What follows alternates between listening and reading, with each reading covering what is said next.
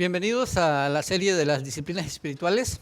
Iniciaré con el primer bloque que tiene que ver con las disciplinas internas.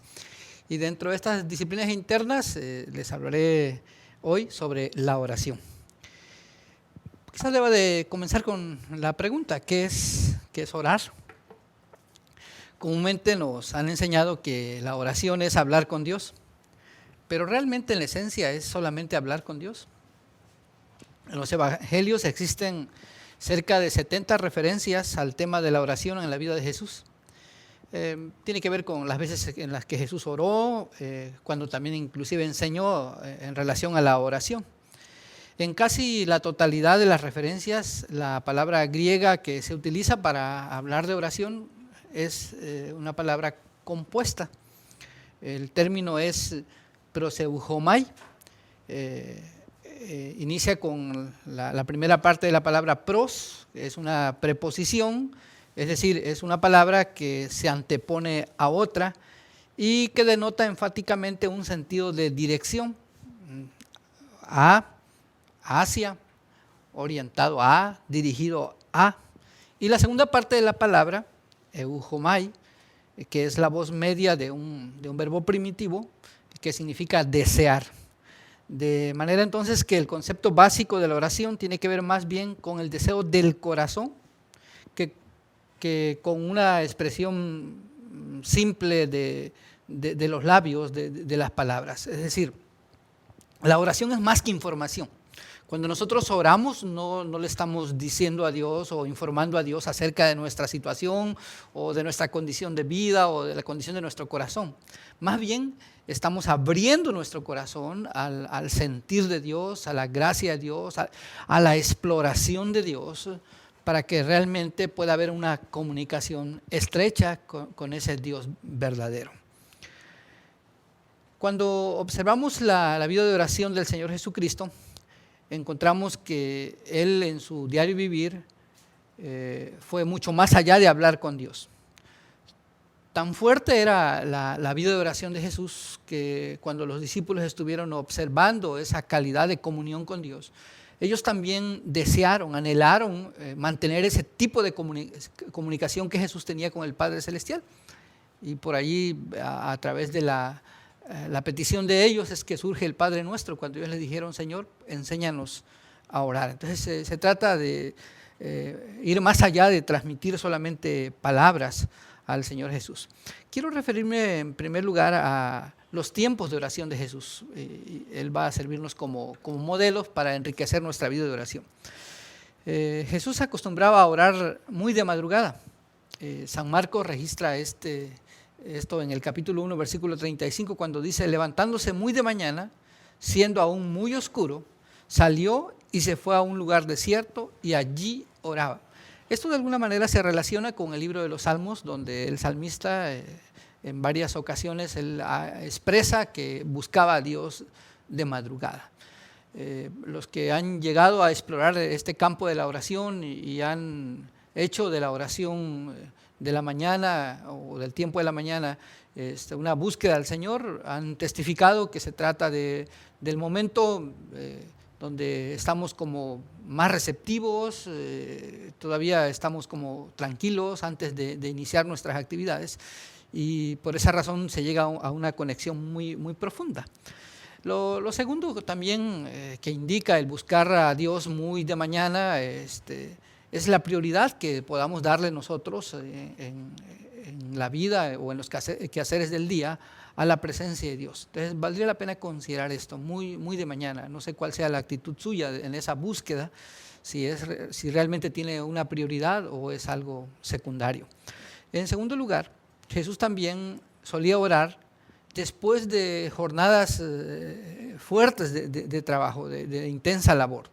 San Marcos también, en el capítulo 6, los versículos 45 al 46 dan a conocer esto. Dice: después que los hubo despedido, fue en el evento ese de la alimentación de los 5,000, se fue a orar hasta bien entrada la noche, es decir, hasta la cuarta vigilia de la noche, es decir, hasta la madrugada mismo. Entonces, Nosotros en el ritmo de la vida, comúnmente después de una jornada después de una jornada de trabajo, lo que queremos es descansar. Y Jesús descansaba, pero realmente no descansaba a la manera nuestra, sino descansaba realmente de nuevo en el Señor. Iniciaba el día con el Padre Celestial y después de sus actividades volvía a relacionarse de nuevo con el Padre Celestial, y de esa manera hacía como cerraba el ciclo realmente de ese día. También algo más que los evangelios nos registran es que Jesús pasó noches enteras en oración. Por ejemplo, San Lucas en el capítulo 6, versículo 12 dice: en aquellos días Él fue al monte a orar y pasó la noche orando a Dios. Esto es maravilloso, no solamente buscar al Señor de mañana, no solamente terminar el día en el Señor, sino prolongar nuestros tiempos de búsqueda a esa presencia de nuestro Dios. Por lo menos este es un modelo que podemos encontrar en la vida del Señor Jesús. Quise poner al Señor Jesús porque cualquiera de nosotros podría decir, pues si Él no necesitaba realmente comunicarse con el Padre Celestial, Él mismo era Dios porque era el Hijo de Dios. Bueno, si usted lo mira así, ahora imagínese qué es de nosotros. Si Él, siendo el Hijo de Dios, anhelaba esa comunión, cuánto más nosotros deberíamos anhelar entrar a una comunión estrecha con el Padre Celestial y disfrutar realmente de esa presencia hermosa y grata de Dios. Algunos motivos por los cuales Jesús oraba. Les mencioné que Jesús oraba al inicio de sus labores. Esto refleja realmente el estilo de dependencia que Jesús tenía del Padre Celestial. Es decir, su vida, sus acciones, la misión misma dependía directamente del Padre Celestial, y Él entonces lo reflejaba a través de su estilo de vida. Entonces, ¿por qué oraba Jesús? Porque había hecho de la comunión con Dios o de la comunicación con Dios un estilo de vida, que es algo al que nosotros debemos de anhelar. Nosotros vemos la oración como muy accidental, es decir, sobre todo aquellos que hemos aprendido que la oración es pedir. Entonces, cuando las cosas marchan bien, difícilmente nos comunicamos con Él. Debemos de hacer de la oración realmente un estilo de vida, y aquí es donde las disciplinas espirituales pueden ayudarnos a entender que para que llegue a ser una disciplina en nosotros, significa que constantemente, de manera repetitiva, tenemos que estar llegando a la oración vez tras vez hasta hacer de la oración no solamente una práctica permanente, sino algo inherente en nosotros, que lleguemos a un estilo de vida. Entonces Jesús oraba porque era algo cotidiano, pero natural en la vida de Él, esa búsqueda delante del Señor. También Jesús oró intensamente cuando tuvo que tomar serias decisiones. Es decir, no es que no oraba, o sea, yo les estoy mencionando que era permanente, pero intensificaba su búsqueda de Dios cuando se trataba de tomar decisiones fundamentales. ¿Se acuerdan ustedes lo que registra Lucas en el capítulo 6, cuando Él fue al monte a orar y Él prolongó su tiempo de oración allí?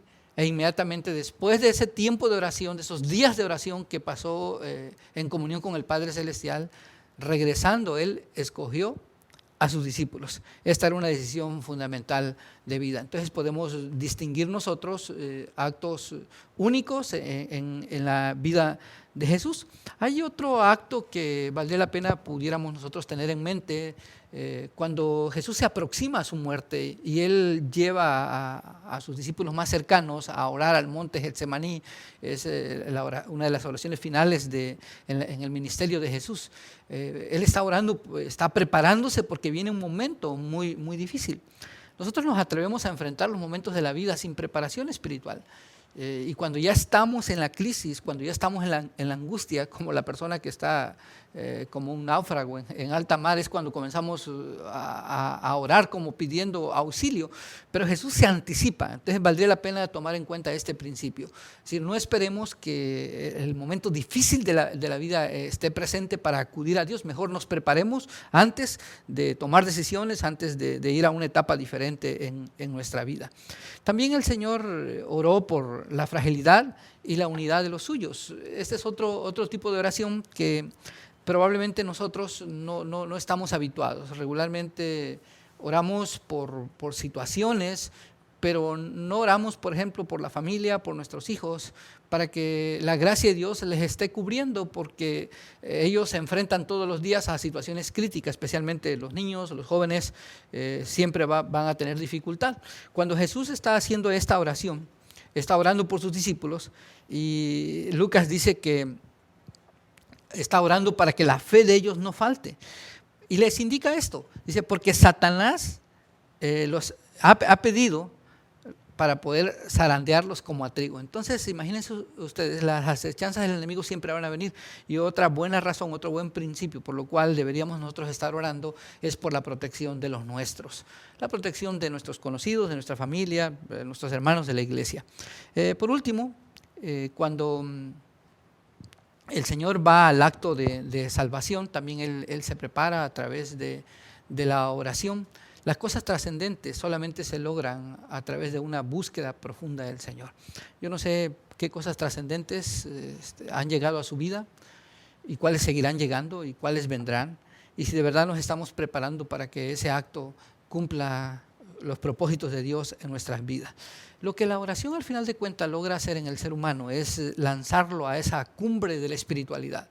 Quien más ora, quien ora de manera correcta, encontrará siempre de esa presencia de Dios, porque la oración nos lleva a una obra más profunda y más elevada del Espíritu Santo en los corazones nuestros.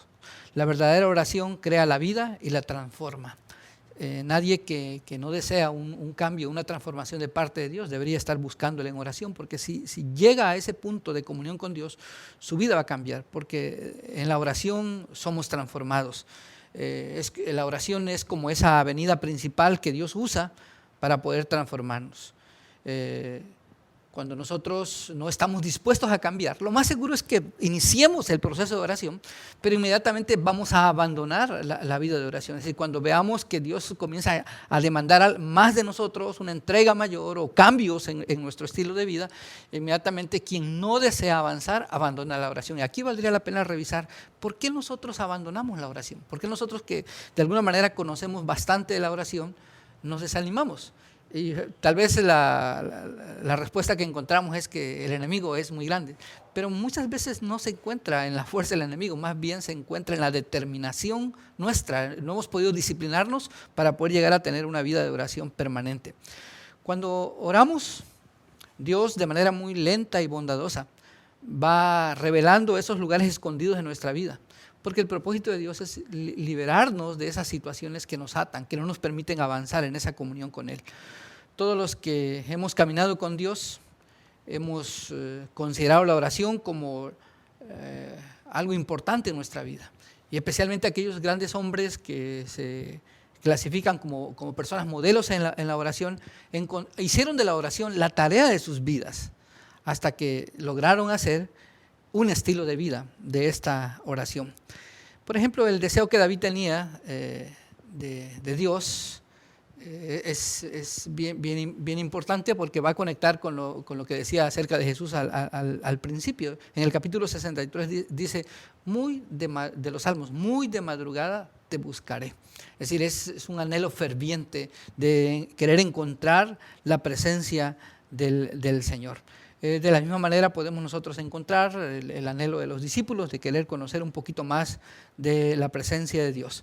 Martín Lutero en una ocasión declaró, tengo tanto que hacer que no puedo continuar sin pasar 3 horas diariamente en oración. Esto es como contrario a lo que hacemos, ¿no? Nosotros cuando más cosas tenemos que hacer en el día, pues menos oportunidad tenemos para orar, y a veces ni siquiera oramos, simplemente el día va a estar demasiado cargado y vamos inmediatamente a nuestras actividades. Pero Lutero dice, bueno, como tengo demasiadas cosas que hacer, tengo que prepararme de una mejor manera, entonces tengo que intensificar el tiempo de oración. La oración fue la vida misma de muchos hombres y mujeres que decidieron entrar a esa comunión. Fueron como tiempos intencionales de búsqueda, de disciplina, para depender completamente de la gracia de Dios. Cuando nosotros vemos a esas personas que comúnmente buscan de Dios, probablemente tendemos a desanimarnos y a creer que nunca vamos a llegar a ser personas de oración. Pero debemos de entender que en lugar de lamentarnos, deberíamos de ejercitarnos. Es decir, si un deportista solamente de vez en cuando practicara algún deporte, nunca tendría la esperanza de participar en una olimpiada, por ejemplo. Si de verdad tiene interés en participar en una olimpiada, debería de disciplinarse e intensificar sus prácticas para que a través de ese perfeccionamiento de sus capacidades pudiera llegar a calificar para participar en una olimpiada. De la misma manera nosotros, es decir, si seguimos orando solamente de vez en cuando, nunca vamos a poder convertirnos en un hombre o una mujer de oración. Y hoy la iglesia, más que nunca hoy, necesita de hombres y mujeres no que conozcan más, sino que vivan más dentro de la presencia del Señor. Yo les aseguro que muchísimas de las cosas que vivimos como iglesia serían transformadas si tan siquiera tuviéramos un buen número de hermanos y hermanas que pudieran estar practicando la vida de oración de manera intensa. Nosotros podemos decir quizá que las cosas no se pueden cambiar, pero afortunadamente en la palabra del Señor encontramos muchos ejemplos donde cuando con fe se oró, las cosas cambiaron completamente. Por ejemplo, Moisés fue uno de ellos. Cuando oró, él creyó que se podían cambiar las cosas. Incluso la mente o los deseos de Dios podían cambiarse. Por ejemplo, este pasaje que se registra en Éxodo capítulo 32, versículo 14, encontramos nosotros a Moisés intercediendo a favor del pueblo. Y Dios realmente es tocado en su corazón, de tal manera que la gracia de Dios logró moverse, aunque él ya tenía la determinación de destruir a esa gente que estaba practicando la idolatría. Dios les perdonó. Lo mismo, por ejemplo, cuando en el tiempo de Jonás, cuando él va a predicar a Nínive, ante el arrepentimiento de estos habitantes de Nínive, Dios también transforma su corazón, su sentir. Eso es lo que logra la oración. Es decir, logra tocar la misericordia de Dios, el corazón de Dios, y Dios en ese estado de misericordia, Él puede cambiar el curso de muchas cosas. Sin embargo, nosotros vivimos muy poco de esta oración perseverante, o como el Nuevo Testamento dijera, de la oración que de repente se vuelve como inoportuna, porque insiste constantemente para recibir de esa gracia de Dios. Sin embargo, necesitamos nosotros recurrir a ese tipo de oración. Y siendo honestos, oramos muy poco. Creemos nosotros que tal vez no es necesario orar, que no es necesario depender de Dios, que nuestras fuerzas o nuestro conocimiento realmente es suficiente. Pero deberíamos de concluir como los discípulos: Señor, enséñanos a orar. Entonces mi deseo es que a través de este caminar en las disciplinas espirituales vayamos abrazando cada una de las prácticas y decidamos nosotros ejercitarnos. Este es el secreto de las disciplinas espirituales, tiene que venir a una práctica. Entonces quiero terminar con estos consejos que podrían ser útiles para usted. En primer lugar, reconozca que le hace falta mucho que explorar de la presencia de Dios, que usted realmente no ha logrado entrar a mirar ese rostro de Dios como podría ser si usted intensificara sus tiempos de comunión con Él, que todavía podemos crecer, que todavía podemos profundizar, que todavía podemos avanzar más en nuestra búsqueda de Dios. No se conforme con el nivel de espiritualidad que hasta hoy ha logrado. En segundo lugar, tomemos la determinación de dar un paso más hacia esas profundidades espirituales. Es decir, no solamente reconozcamos que nos falta, sino decidamos dar el paso. Procuremos iniciar de manera inmediata. Para ello necesitamos buscar un lugar donde podamos estar a solas con Dios. Es decir, ahí en su casa busque. No sé cuál sea el mejor lugar, pero tiene que ser un lugar apartado del ruido. Probablemente sea su propia recámara, ¿sí? Pero encuentre ese lugar. No intente frente al televisor mantener una videoración, alguien va a llegar. No intente al lado del teléfono el querer orar, porque va a ser interrumpido. Busque un lugar, si de verdad está interesado, si reconoce su necesidad, si de verdad desea dar un paso, busque intencionalmente un lugar para estar a solas con Dios. En cuarto lugar, determine el mejor horario posible. Es decir, si para usted el horario adecuado es por la mañana, use ese horario. De lo contrario, no va a pasar nada en usted. En quinto lugar, ore buscando genuinamente la presencia de Dios. Y por último, vuelva a orar. Los hábitos no se desarrollan por intentarlo unas cuantas veces. Se trata de una disciplina de oración, por lo tanto debemos orar de manera permanente. Haga este ejercicio y la próxima semana hablaremos de otra disciplina. Bendiciones.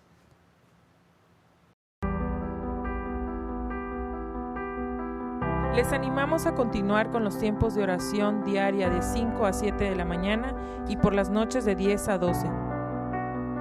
Asimismo, a unirse en oración y ayuno los días miércoles y domingos.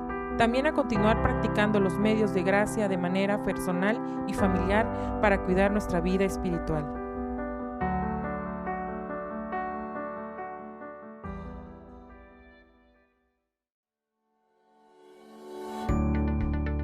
Este miércoles queremos invitarte a continuar escuchando las disciplinas espirituales impartidas por nuestro pastor, así que está atento a nuestra página de Facebook.